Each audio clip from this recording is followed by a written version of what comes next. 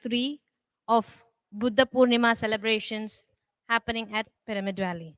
As you all know, this is a digital event and we have been enjoying all these sessions digitally at our own place. And today, for another wisdom sharing session, we have Parinitha Patri with us. Parinitha Patri is the eldest daughter of Brahmarshi Pitamaha Patriji and Swarnamala Patriji. She learned meditation at a very young age. Being with the spiritual parents and the spiritual environment, this has become a lifestyle of her. She got married to another wonderful pyramid master, Mr. Srinivas Reddy. They both together have done many number of sessions, thousands and thousands of sessions in various languages, and they have touched the life of many spiritual seekers. We all know about the wonderful spiritual master, Torkam Seradarian. And through the Swadhyaya project, Srinivas sir and Parinitha ma'am have done lot of book sessions. And also their project was to translate the wisdom of Torkam Seradarian into the Indian languages. And recently, from a year, Parinitha Patri has also taken up another project called SWAG, which is Save Water and Go Green, which is a really important aspect in this current situations. And today we are going to hear from her about the signs of a disciple. We all say in the PSSM, especially by Patri ji, as one of the main guidelines of the Pyramid Spiritual Societies movement, is everyone is a master and there's no disciple. But still, disciple is something which is with the discipline. Today we heard from the Youth with Truth session with Patri ji. And let us learn what are much more important and what are the signs to be a disciple. So we are going to have the gems, wisdom gems, and the experts from Torkam Seradarian through our Parinitha Patri. Thank you. My dear friends, this is Parinitha Patri, and I wish each and every beautiful soul out there a very, very, very happy Buddha Poornima, my dear friends. This is such a great occasion. Celebrating Buddha Poornima throughout the world. All the meditators come together at this time and meditate together with oneness in their hearts, with togetherness, with inclusiveness. This is such a beautiful moment. Let us all come together and meditate with beautiful music. Let us share our wisdom and knowledge with everyone. Let us share our experiences with everyone. Let us celebrate this beautiful occasion, this beautiful event with everyone, my dear friends. And today, I am bringing to you a beautiful subject where I have learned a lot from, and I wish to share with each and every one of you about this beautiful subject that I'm sure you are willing to learn and adapt. So, my dear friends, without any further delay, I would like to start sharing this presentation with you. Are you ready? Because I definitely am. So, without any further delay, let me begin the presentation. So, yes, my dear friends, today we are going to learn about the signs of a disciple. Now, firstly, we need to learn who is a disciple and what kind of a signs does a disciple show that he is a disciple. Let us learn further about this. And this particular subject has been excerpted from a book called World Discipleship, written by Torkam Seradarian, my dear friends. So let us now get into the subject and learn what exactly are the signs of a disciple. So, what we need in the world today is an army of disciples who are charged with love, courage, daring, striving, and dedication to serve humanity as a whole in the spirit of self forgetfulness and with increasing efficiency. And in all walks of life, people are looking for those who will give them hope and a sense of the future. So, this guidance is given in effort to make us more aware of this need. Isn't it true, my dear friends? So, we, as an army of disciples, are going to do this.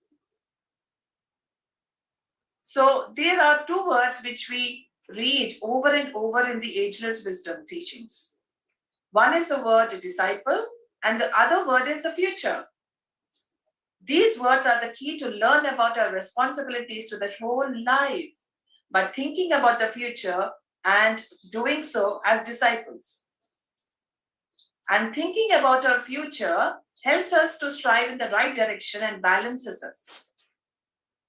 And it is important to plan for the future. You might want to think like, how do I plan for the future? How do I have a vision for the future? What is my vision? What is my dream? What do I aim to achieve? How am I going to do it? You are going to work now and strive towards the future to actualize your dreams, to actualize your visions. And also, you're going to do this in a very, very, very, very balanced way. So, a disciple is generally, they are seen as someone who follows someone else, such as a teacher, a more advanced or more knowledgeable person. But a disciple in the esoteric sense is a person who is committed, efficient, and on a clear track of continuous advancement and continuous striving towards a more perfected life. So, a disciple is actually a person who follows the laws of nature, who follows the laws of life, the esoteric principles and laws, my dear friends. And such a person is called a disciple, not necessarily a person who is following someone else. So imagine a person who moves ahead of the curve, anticipating and taking action even before the need is visible. That is a disciple who is living continuously. So once we realize the tremendous difference our one life can make, just imagine if just one of our lifetimes can make a whole new, give a whole new perspective to the entire world, if we can change the world, if we can transform everyone, how beautiful can it be? Imagine being that person. Doesn't it sound beautiful? Just imagine being that person.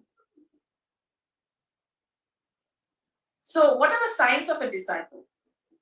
Now we are getting into the actual subject, my dear friends. What are the signs of a disciple? When we say the signs of a disciple, we mean standards.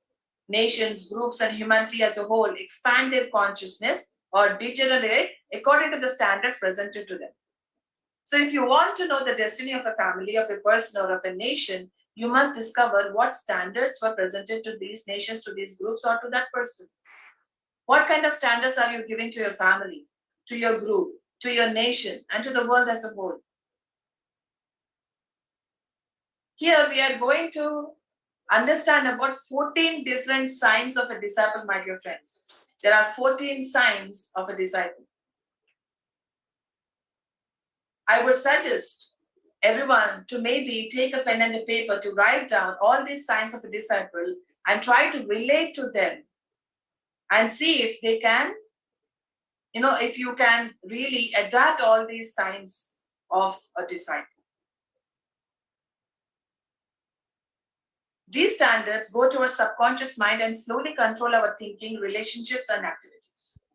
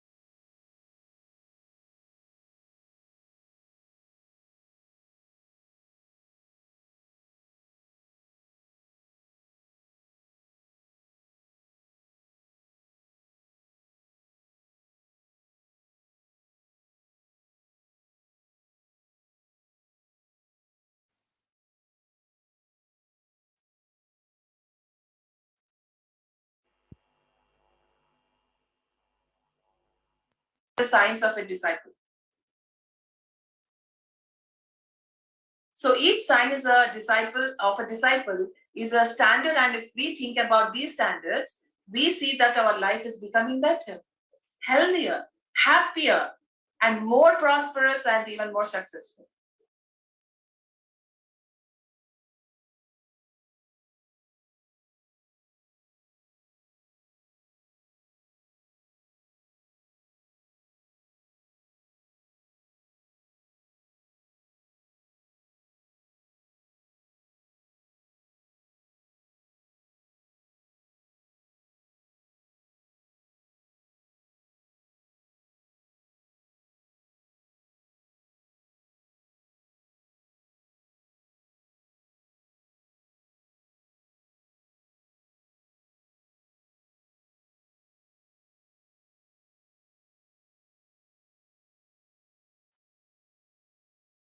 So each sign is a disciple of a disciple is a standard, and if we think about these standards, we see that our life is becoming better, healthier, happier, and more prosperous and even more successful. So this is how understanding the signs of a disciple helps us in every part of our life. First one, my dear friends, is obedience. The first sign of a disciple is obedience. When we talk about obedience, what generally comes to our mind is like, if somebody is ordering you and you follow your orders, and you're actually going against yourself, you're losing yourself, you're losing your freedom. That is what is the general phenomena of this obedience definitions. But then is it really that? So they think that the free will is gone. Why must I obey my father, mother, or teacher, or anybody? They think that their freedom is taken away from their hands. Is that really obedience? And secondly, they think that obedience means to lose their habits, therefore themselves. It's so funny by saying that if you make him free from his habits, he thinks he's losing himself. And the third thing people think is that if they're obeying you, they are ceasing to be democratic, because democracy means for them to do anything that they want. So obedience is generally seen as a perspective wherein it takes away your freedom, your free will, everything. But is obedience really that? What is obedience? In discipleship, you are not obeying any person. You are not obeying a person's ideas, wishes, and desires, or his inclinations and expectations. You are obeying the standards which that person is presenting, the plans, the great ideas, the principles, the revelations that that teacher is representing. That is obedience, my dear friends. There's no worship, there's no nothing else, but it's just the vision and the ideas and the dreams that you obey. That is what is obedience.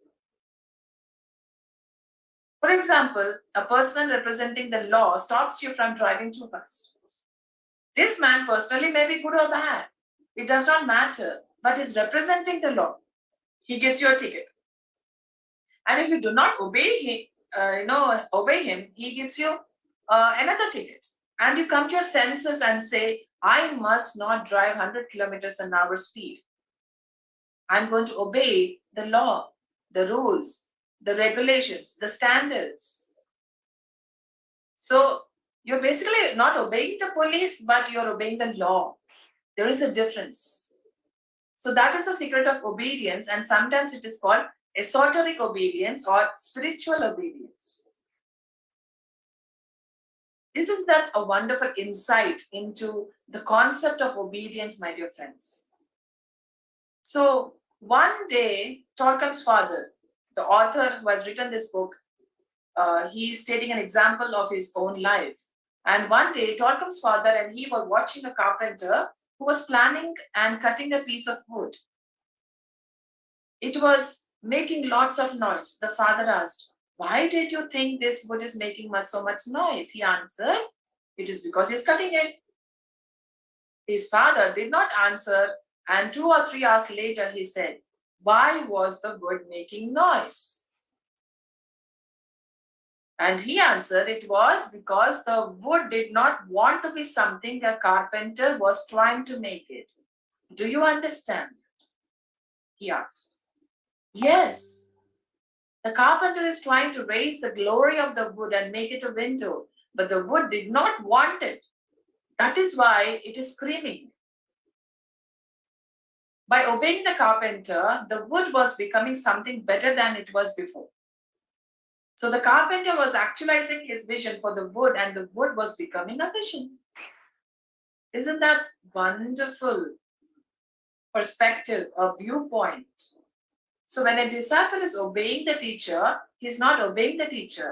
He's obeying the vision of the teacher has that the teacher has for him, for that disciple.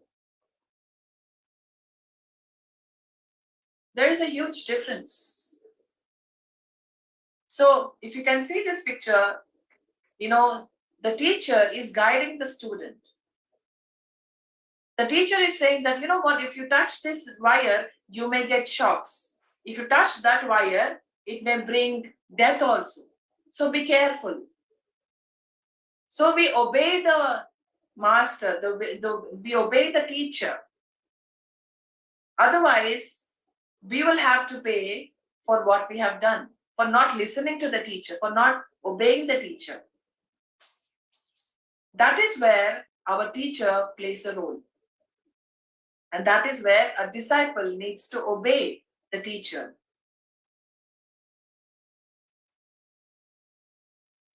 And the second sign is trust in your teacher. Do you trust your teacher? Even if he acts in a way that you hate. Torcom had some teachers who looked so obnoxious. They did many things which he rebelled at and did not like. But then, when he went to self-observation, he found out that because of their attitude being that way, things come out of himself. So sometimes microbes and germs live within you for ages, and you really need a nasty teacher.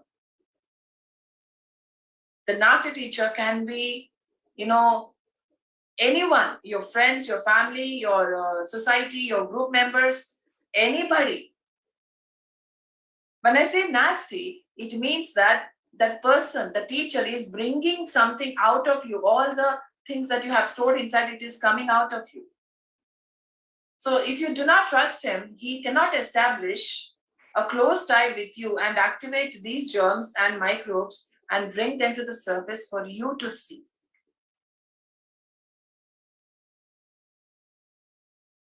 The teacher's duty is to clean your house. How is he going to clean your house? Sometimes he will be nice.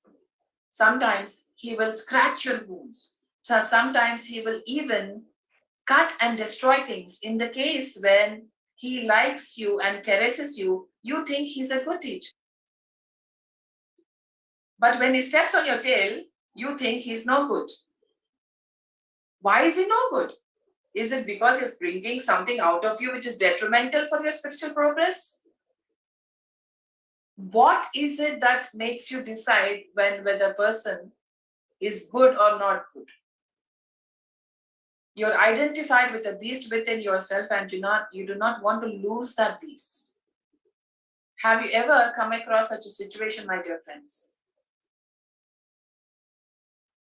So when you feel that you're losing the beast, you feel horrible because you and the beast become one. And when a teacher is trying to take you out, separate you from the beast, you feel terrible, you feel horrible, and you resist things. How can he throw out the beast from you? If you do not watch these kinds of things, progress is impossible, and you can see millions of groups, humanity still in a very dark state of consciousness. Why is that? Because we every time we hear from this ear and we leave it from the other ear. We do not listen. We do not trust. So obedience is not trust. People think they are the same thing. Obedience is understanding the standards and wanting to change through these standards. But trust is unity with the teacher so that he imparts to you the energy that he has, the enthusiasm that he has, the psychic energy that he has. Until he finds out that you are totally sincere in your bones, trust cannot be established. Are we sincere? Do we really trust? And whenever trust is not established, the glue does not hold. The glue definitely does not hold. So that is where we need to work on, my dear friends.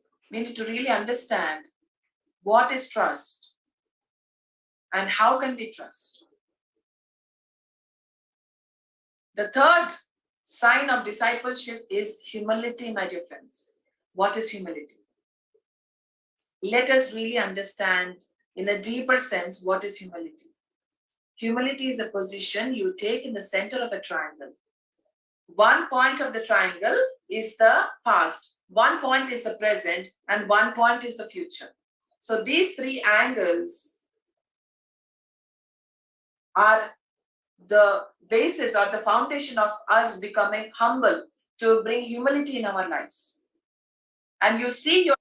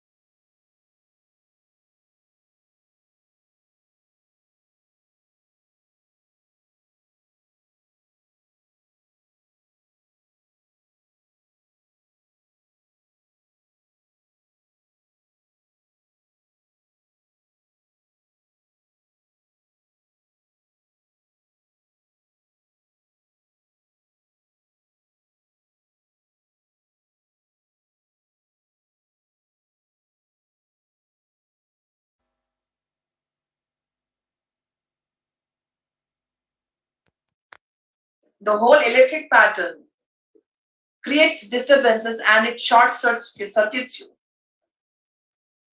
So faithfulness is a great sign of a disciple, and he is faithful to his promises and friendships. Are we faithful to our promises? Faithfulness to duties, my dear friends. Third one. So faithfulness to the duties exalts you. It gives you energy. People trust you. People think that you're a station of courage. And, faithfulness and blessings. If you're not doing your duty with your whole heart, with all your faithfulness, you are a cheater, you are a deceiver, and disciples cannot be that. If you try to be really faithful to your duties, you will see a great change in your character, because these signs really adjust your brain and put you together in the right shape. But then what happens is that if you're not really faithful, it creates lots of imbalance in all the levels of our life. Physically, emotionally, mentally, everywhere. There's instability everywhere. So see how these signs are, but with these easy signs, your perfection starts. So let us all be faithful to our duties. Faithfulness to responsibilities. Wow. Are duties and responsibilities different? They are not the same, my dear friends. Duty is something which is given to you by someone else. Responsibility is a self-initiated duty. In responsibility, you respond to demands, but to the highest expectations of the people, and take the duty upon your shoulder to meet the responsibility. That is what is all about being faithful to responsibilities, my dear friends, and faithfulness to the trust given to him. This is a little deeper. We go from duty to responsibility and turn to trust. Trust is very, very, very, very difficult. A disciple is really trustworthy of the faith put in him. And that is why disciples gain power and strength, and because of that, they can help people. Not gain power and strength to gain control over others, to make others listen to you. But with that power and strength, you can really help people. There's a lot of difference in that. So whenever trust is put upon you, be trustworthy, or else you are trash. Or else you need another 5,000 years to erase the mess that you created. Faithful to the teaching. You will find people joking in the name of the teaching. Joking with the teaching. You're going to be faithful to the teaching. Even if you cannot do all that the teaching says, at least be sincere and say, 1% now I'm able to do. We can say that, can't we? You can take any principle from the teachings and you can say, I can become that at least 1%. Never, never, never joke about, discourage or humiliate the teaching in any relationship, my dear friends. So be faithful to the teaching. Faithful to conscience. Some people's conscience is sealed and put in their pocket. It does not even exist for them.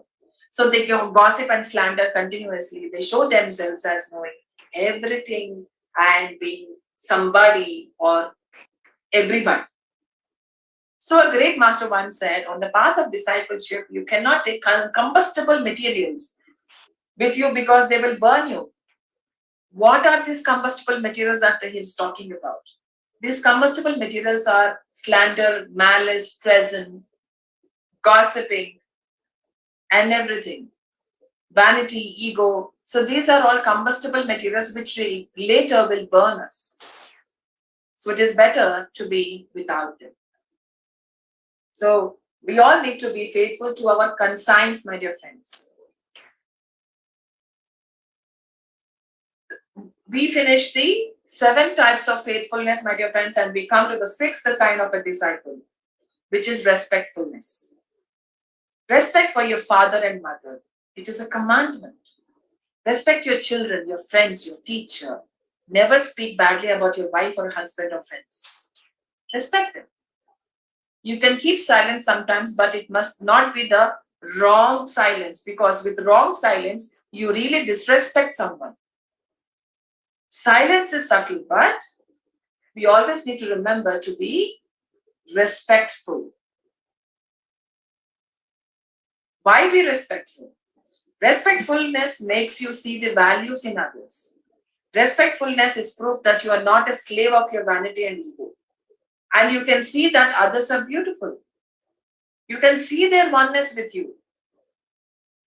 When with respectfulness, every moment you gain tremendously. Why?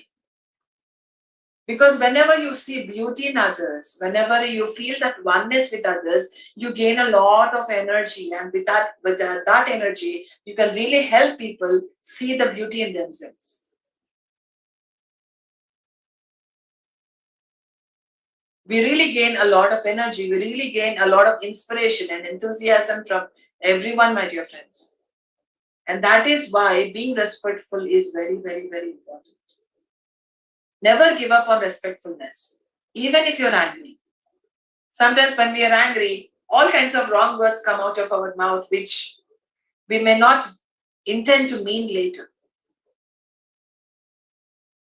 Even if you're angry at one person,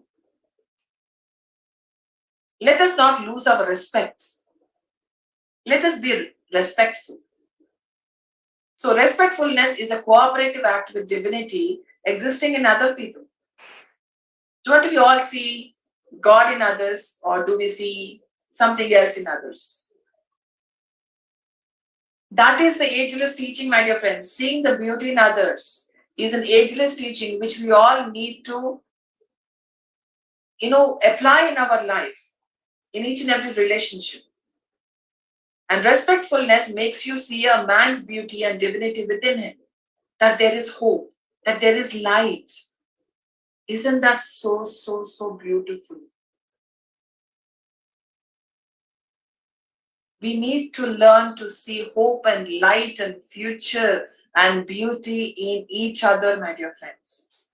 That is being respectful. And the seventh sign of a disciple is striving. What is striving now? I strive every day. So striving means to make efforts and transcend the level that you're on. A disciple never stays where he is.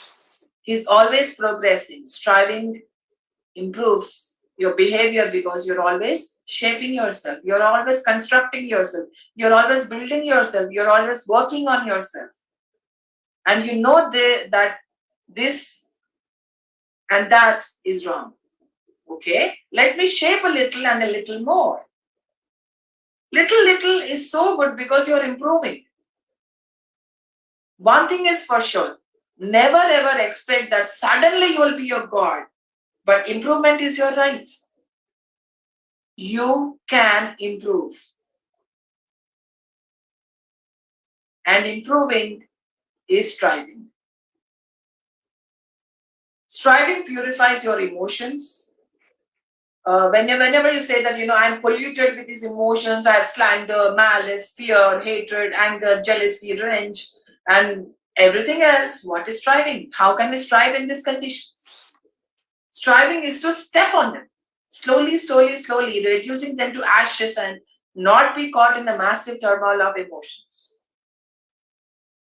And the great master once also said that striving, nothing else, results in mastery over the elements, for the basic quality of the elements is striving. Striving develops your mind and thinking. Striving unfolds your spirituality. Striving makes you serve humanity.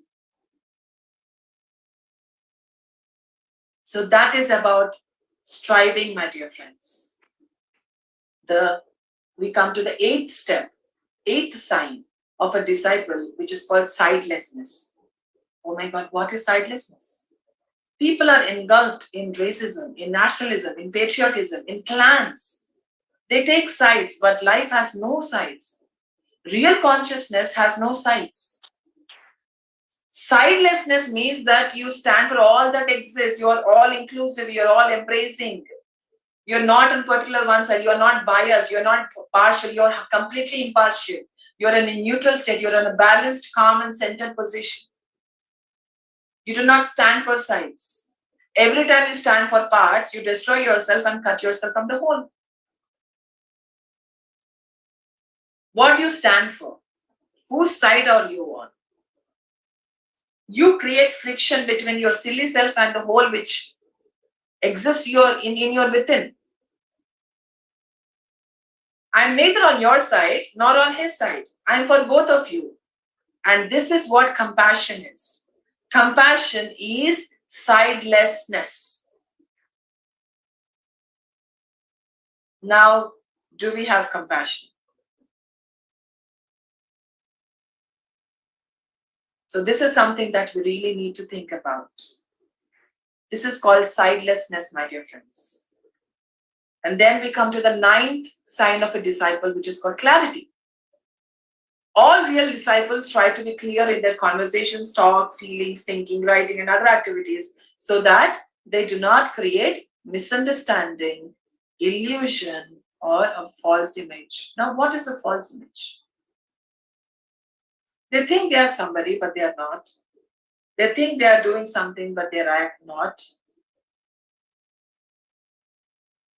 They think they are a very pure soul, but maybe they are not. So we create so many false images built by ourselves, and we tend to try to live the lie. We build these false images in our ignorance, in our foolishness, and then we try to live this lie each and every second of our life and try to prove that this false image is actually the real image. So let us not get into the trap of creating false images for ourselves. And clarity prevents one from having mixed motives or any tendency to manipulate people. Their yes remains a yes, their no remains a no. As simple as that. So it is not easy to be clear, but you must have purity of motives, purity of thoughts and feelings, and the ability to translate them into the right forms. Unclarity is the signs of all kinds of misunderstandings and problems. And the disciple strives to be clear in all his relationships. Unless a disciple has clarity, he is not a disciple. So we need to gain as much clarity as possible in our life, in our relationships, in everything that we do, on all levels of our being. So that is the 9th sign of a disciple, my dear friends. Then we come to the 10th. Wow, enthusiasm. The 10th sign or standard of a disciple is enthusiasm, my dear friends. Enthusiasm can be defined as having the flow of the divine fire within our hearts, Do you have fire in your heart? That fire is nothing but enthusiasm, my dear friends. You want to do this, you want to do that, let's do it. Let's, bring, good visions into this world. Let's do some manifestation. Let our dreams come true. So enthusiasm is a continuous and ever-increasing urge to serve without being conditioned by our results. People who have enthusiasm do not worry about results. They just do what needs to be done. They just do it out of love, out of joy, out of freedom, out of enthusiasm. They just do it. But they're not bound by the results. A person who has enthusiasm creates good causes. And whenever a person who has enthusiasm creates good causes, there will definitely be good results, but he's not conditioned by the results. So those who keep the fire of enthusiasm going on in the heart will reach the moment of transfiguration. And with his enthusiasm, the disciple inflames the hearts of those who feel the urgency to serve and do their utmost to disperse the accumulating hatred and hostility in the world. And the new leaders of humanity will fight not against people and armies, but against the degeneration of the heart. There's too much of mind going on everywhere. The heart is missing. We need to bring some heart. We need to bring the light of the heart in everyone's life, my dear friends. Because enthusiasm lives in the heart. So we all need to purify our hearts and fill our hearts with enthusiasm, the fire of enthusiasm, and then we can tread on this path of perfection.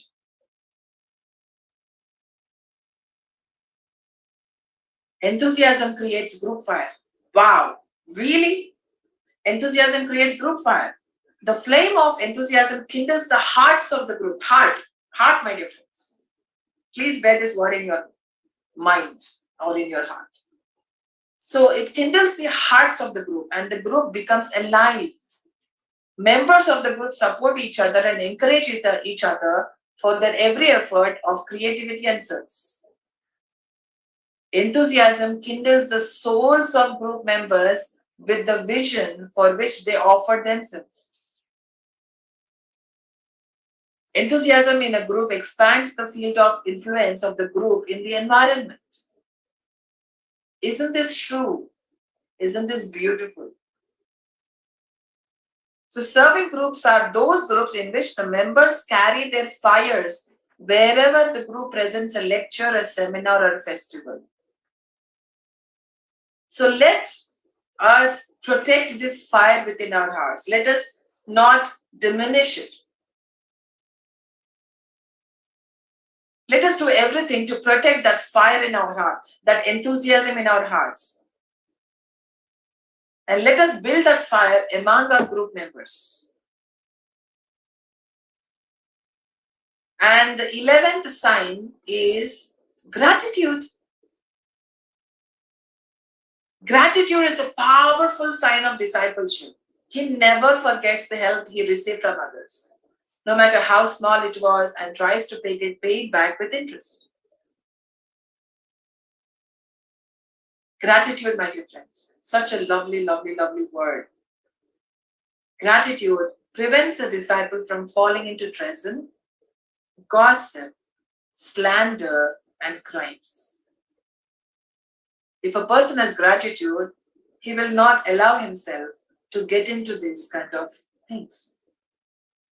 It is through gratitude that a disciple contacts the higher sources of inspiration and builds closer ties with his inner and outer guides.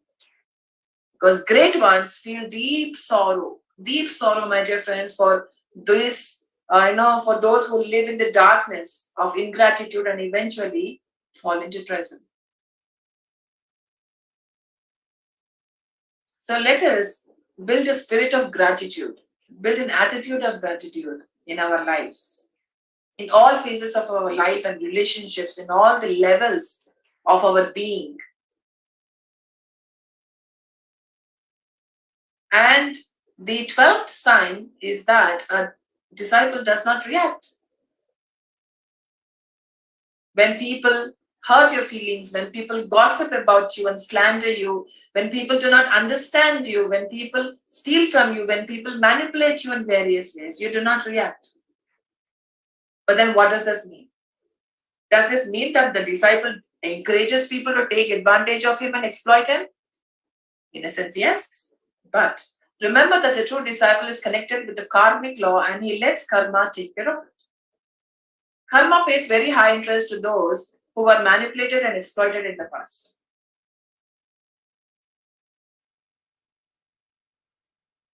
This is truly wonderful. Then the 13th sign. We come to the 13th sign, my dear friends.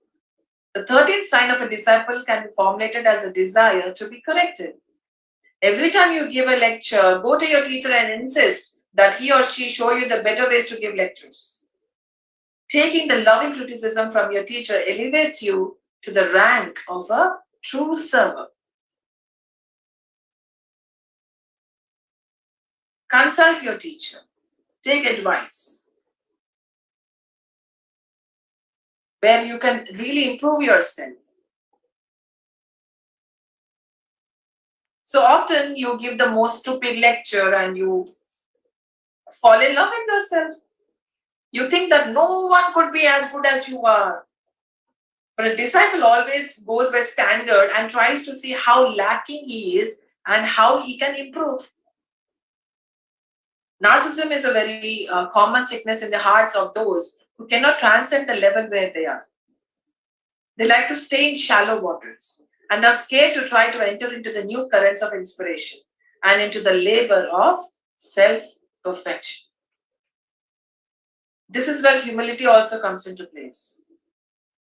We need to be humble to know what we are really, to see ourselves in its real light, and to find room for improvement.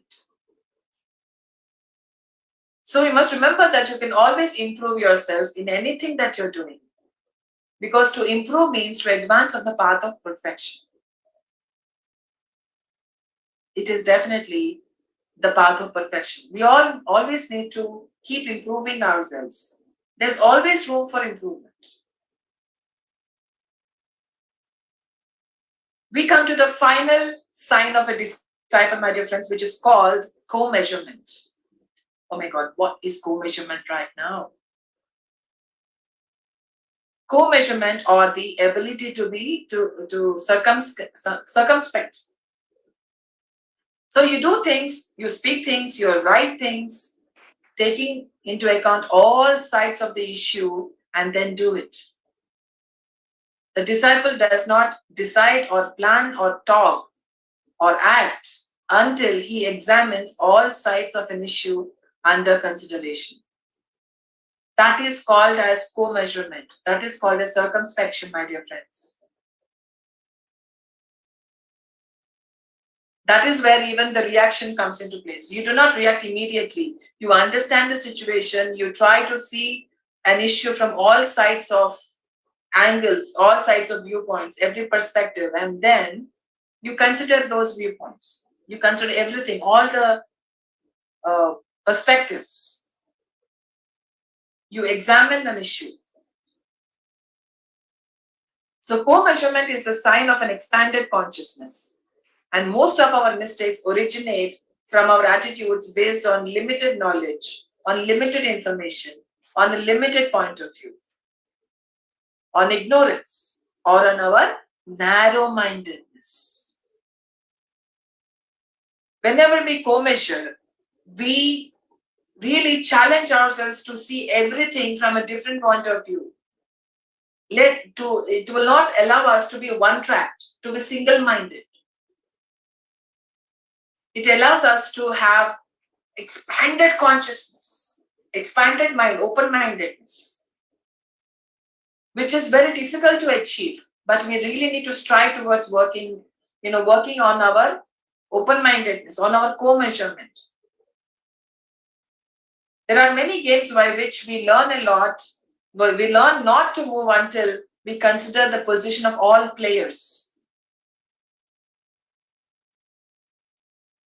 We all generally play games, for example, chess or Chinese checkers or something else. We anticipate. So a limited consciousness cannot do things and then work 10 years to undo the things that were done in one short hour. Do we understand the real concept, the inner concept of this co-measurement, my dear friends? We really need to co-measure and not come to conclusions or decisions immediately and not to react.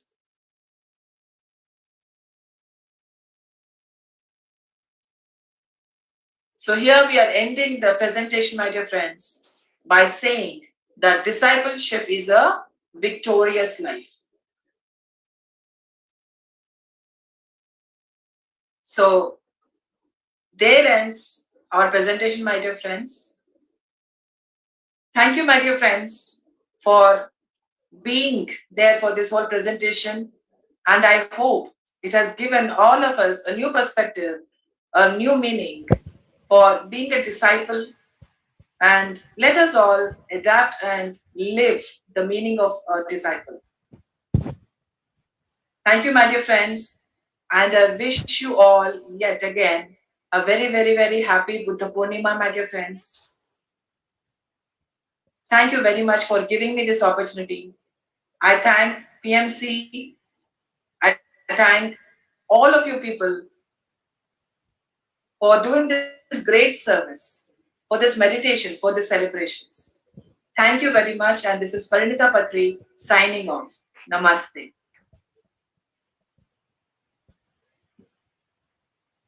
Hello, friends. We just heard from Parinitha Patri about the signs of a disciple. We all learned a lot about what is a disciple, like who is a disciple, what has to be the qualities, and a real disciple, when he is ready, the master will appear. So, that is one of the greatest statements said by Patriji. And we are all always ready for Patriji to learn many more spiritual aspects from him. And the more disciplined we are, the more obedient we are, and there comes the learning. So today, we are now going to jump to our Kannada session next. So I invite my co-anchor Divyashri to take the session forward. Please stay tuned till 8:30. We do have many more cultural programs from the Pyramid Masters, and we have a guest who have been a great personality from the state of Karnataka.